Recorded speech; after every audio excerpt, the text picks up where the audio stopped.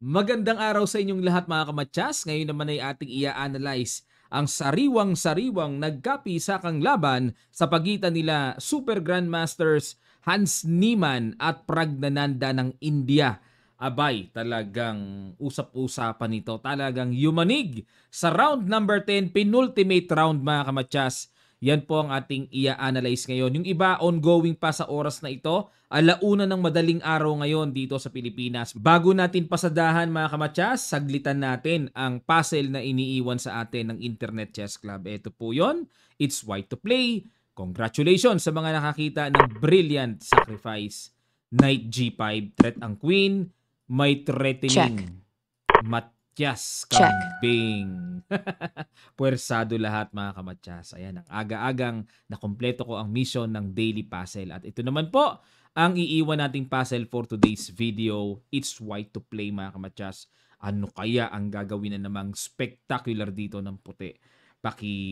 Lapag nyo lang po sa comment section down below ang inyong mga kasagutan. At sa mga gusto pong dumiretso sa site, ang link ay nasa description below lamang.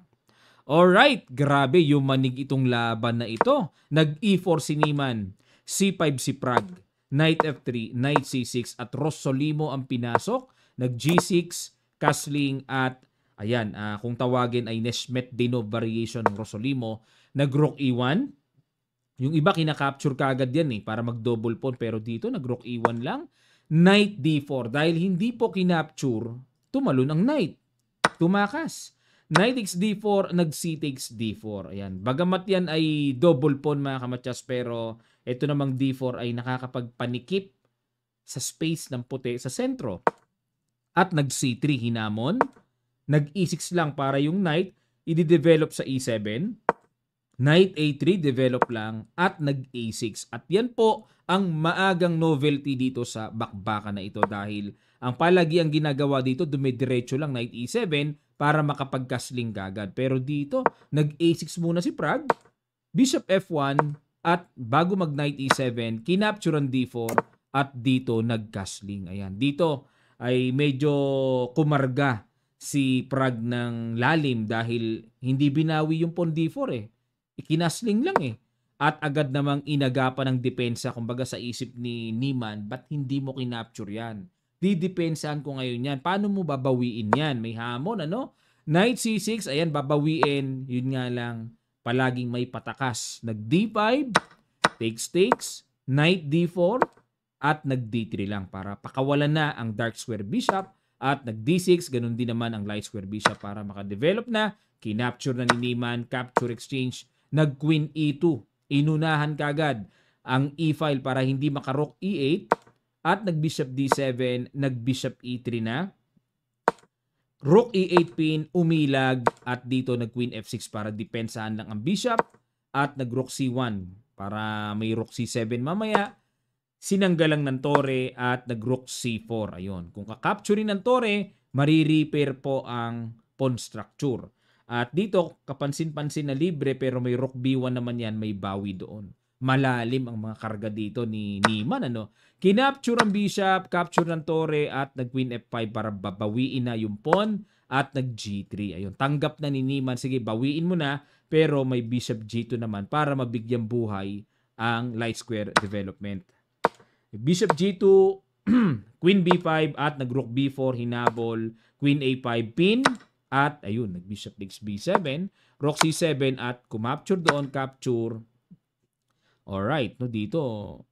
Nag-Queen E1. Ayun, na-miss dito ni Niemann ang magandang tira daw na Bishop E4 lang. Yan, lamang ang puti. Slight nga lang, hindi pa ganun kaklaro ang lamang. Ayan, balik tayo.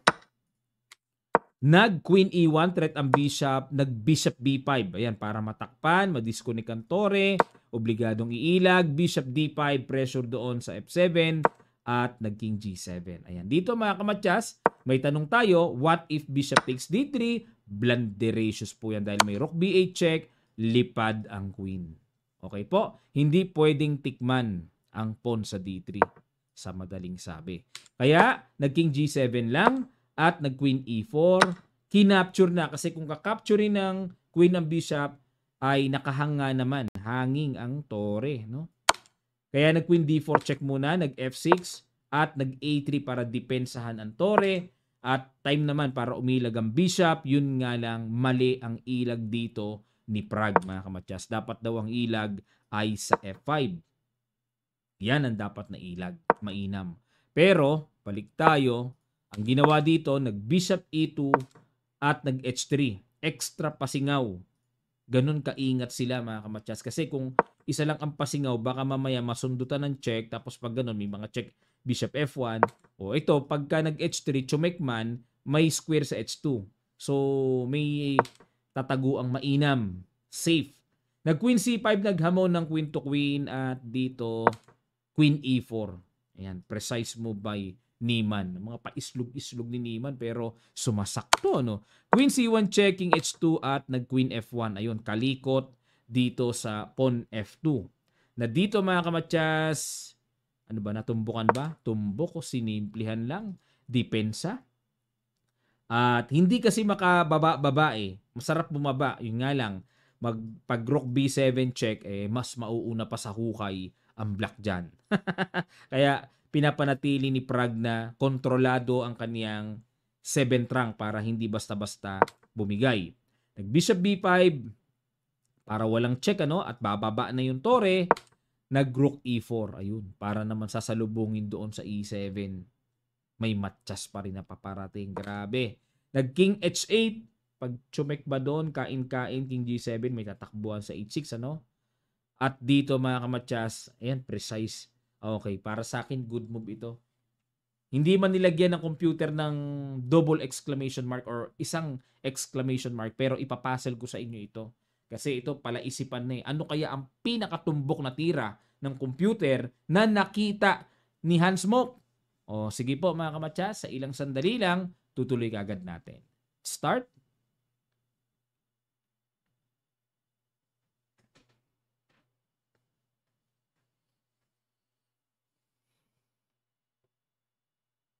Maraming salamat po, mga kamatyas.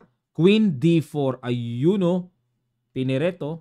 Nag-king G7 at dito po, huling pitik, huling bitaw, boom, rook F4. Ayun na po ang threat sa pawn F6. Yun. At pagtira dyan, nag-resign na po ang malakas na Indian player na si Praggnanandhaa. Top 10 player yan, mga kamatyas, sa buong mundo. Napisak ni Niemann. Kaya usap-usapan ng mga chess community na, grabe, ang lakas ni Niemann. Grabe. Ayan, ano po masasabi nyo, mga kamatyas, sa laban na ito? Samantala, ito namang bago ito, ngayon ko palang makocover ang game nitong batang ito. 15 anyos lang, mga kamatyas. Andy Woodward ng USA. Matapos talunin si Levon Aronian, ngayon naman bigatin ang kalaban niya. Iranian Super Grandmaster Parham Magsudlu. Tinalo si Levon Aronian, 15 lang yan, mga kamatyas, Bata pa yan kung tutuusin. 2024 lang siya, last year lang siya naging Grandmaster. Yan, i-analyze po natin. May binitawang kakaiba. Nag-D4 at nag-D5 si Parham, C4, E6, Knight F3, Knight F6, G3. Ayan, kung tawagin po ay Catalan, nag-Bishop G2, A6, ayan, open Catalan po kung tawagin ito, itong variation. Knight C6 at nag-Queen C2. Ayan, pinapakain yung pawn sa D4. Kasi kinain nga, pinasok yung linya, capture, at nag-Knight D2. Ayan, kung magbibilangan tayo ng pawns, kompleto ang pawns ng black dito, mga kamatyas, 8. Samantalang sa puti, 6 na lang. So, naghahabol siya ng pagbawi. Yan, dahil hindi naman mapipigilan na wala nang pandepensa dyan kasi pagka nag-B5, bistay lang yung tore sa A8. Kaya, total mababalik lang din naman, symmetry na at least yung pawn na isolate. So, yan po yung mga teknikan pagdating sa mga basahan ng pawn structure.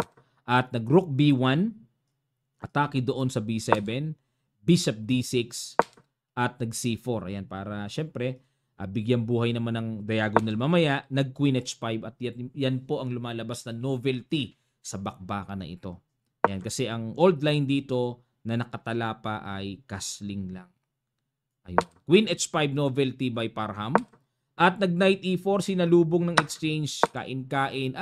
Hindi pala kinain. Pumreno pa. Bishop F3. Queen A5. Grabe mga queen ni Parham, ano? Pagod na pagod. Pagod na pagod ang Reyna. O, C6. Rook D1. Bakit nga ang Reyna, no? Dito ramdam na ramdam ang Reyna. Grabe tumakbo, no? Pag anong gano'n, no? Kaya naisip ko yung, Coach, bakit ang queen ang lalayo ng nararating? Ang bilis pa. Samantalang ang king, paipod-ipod lang. Isang square lang. Ang galing eh, no? Pero kasi ang king kasi ang commander. Diba? Sino ba commander? Si Mrs. o yung ano? Si Mr. Ayan. Sabi nila, commander daw eh, Mrs. eh, di ba? Pero sa chess, syempre, yung king. Nag-bishop B2, tineret yung G7 at nag-queen G5. Tinan nyo, pagod na pagod. Ang Reyna ni Parham, grabing manakbo. Runner talaga. Natawa ako sa Reyna ni Parham. Pagod na pagod. Ha, ha. Ganun ang tunog, oh, nangingal, oh. Ha. Nag-F6 at nag-bishop C7. Grabe ka, pagod na pagod. Ayan, nag-F5. Dito, kapansin-pansin mga kamatyas, ang tagal yatang mag-castling ni Parham. Oh, nag-bishop G2 at nag-castling. Ay, sa wakas. Nag-castling din. At nag-queen C3. Ayan, dito, ang mini-maintain ni Woodward ng batang ito ay yung queenside pieces ng black, maipit. Hanggat maaari, huwag makadevelop, mga kamatyas. Nag-A5, oh, di ba? Pumuporma ng space eh. Kumbaga para makadevelop later on. Pero tinan nyo naman ang ginagawa. Oh, pinipit-pit. Pinipit-pit. Bishop F6, Queen C4, oh, paipod-ipod lang eh. Oh. Queen G6, E4. Ayun na, para magkaroon ng kaluwagan pa more sa position ng white. Queen F7 at nag-Bishop D6, tineret muna ang tore. Nag-E5, hamon. Queen to queen, nag-Queen C2, umilag lang. At nag-Bishop E7, sinangga ang threat. At dito, kinapture yung pawn E5. Nagkabagsak-bagsakan, ano? A4, another space. Bishop D6. Grabe, ang lalakas ng bata ngayon. Nakakaiyak ang mga bata ngayon. Kaya pag ang kalaban mo sa tournament, bata, naku, huwag kang pasiguro. Huwag kang pakasiguro. Nandyan nga ang mga malalakas ngayon, nasa bata. O, Bishop E6. At dito ay nag-E5. Wala na. Sinimento na yung pass pawns. Nag-F4. Kasi pag nag-F4 ang puti dyan, ay naku, hindi lang po sementado yan. Aspaltado pa yan. Naka-aspalto. O kaya in F4, baka mamaya mas lalo pang tumigas eh. O D7, yun lang. Masyadong reckless din pala itong batang ito. Ang idea po kasi niyan, pag kinapture may rook takes B7, mapipin, di ba? O. Pero, teka muna mga kamatyas, rook B4 daw ang dapat. Okay, para i-pressure yun. Okay, sige. D7, kinapture muna ang G3. Ayun! Doon nag-blunderation si Parham. Kinagat ang pain na pawn A2. Dapat daw po ang tira dito ay Bishop F5 lamang. O yan lang. Tapos mag-Queen E2. Tapos mag-E6 later on. O konti lang ang lamang. Halos wala nga lamang ang puti. Bishop F5 kailangan matamaan. Kaso kinain yung pawn sa A2 na pain, na takawan. O dito. Sige mga kamatyas. Hindi pala. Huwag muna. Madali pang makita eh. Rook takes B7. Bishop B3. Ayan. Dito po sa position na to. May brilliant realization na ginamit or natumbukan ni Andy Woodward. Ang ganda talaga. Pakiguess nyo sa ilang sandali lang, tutuloy agad natin. Start.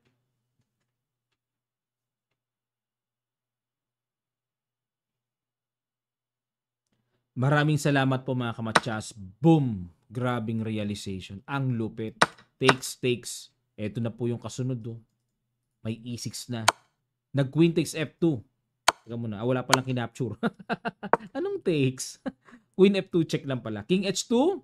At dito nag-B2. Yan. At nag-Queen D5 check muna. Nag-Queen F7. Bakit po? Kasi kung pwede ba yon? Kung gaganon, King H8, kakainin lang yon sabay promote. Okay. Di pala pwede. Kaya Queen F7 ang ginawa.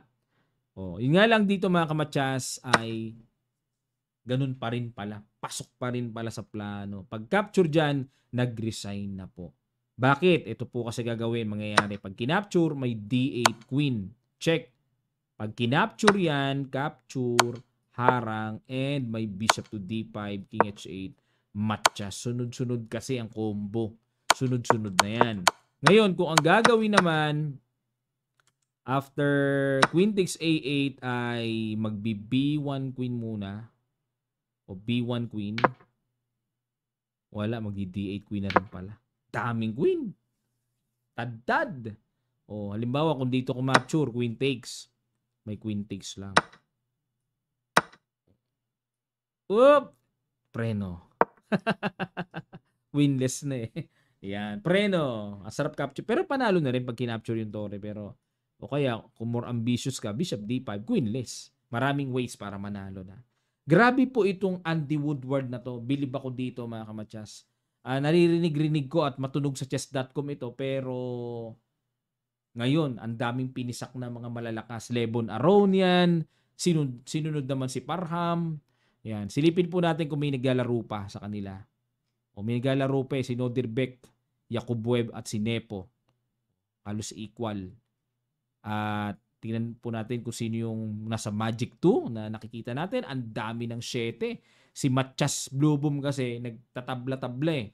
Kaya nahabol siya ng marami. Kamer, Niemann. Si Niemann po dahil nanalo na 7 na. Tied for first na. Nako. Dito po kasi pagka nag-top 2, ang alam ko, basta tiebreaker, maglalaban-laban pa sila. Kaya huwag papakasiguro si Matchas Blueboom o si Alireza Firouzja man. Kailangan trabahuin pa rin ang last round, mga kamatsas. Penultimate round na kasi ito eh. Bukas ang last round. O. At kung sino ang magta-top 2, papasok sa candidates, mga kamatsas. Ang laki na ng premyo nila sa candidates. 8 lang ang maglalaban doon pero malaki na premyo. Kasi ano na yun eh. Wala ka ng talo doon basta makapasok ka lang sa candidates eh. Ayun mga kamatsas, maraming salamat po sa inyong matigang panonood. Sana na-update kayo dito sa penultimate round at antayin natin ang last round at sino ba ang dalawang papasok sa candidates for World Chess Championship. Maraming salamat po. Magkita-kita pa tayo, God willing, sa mga susunod pa nating chess updates.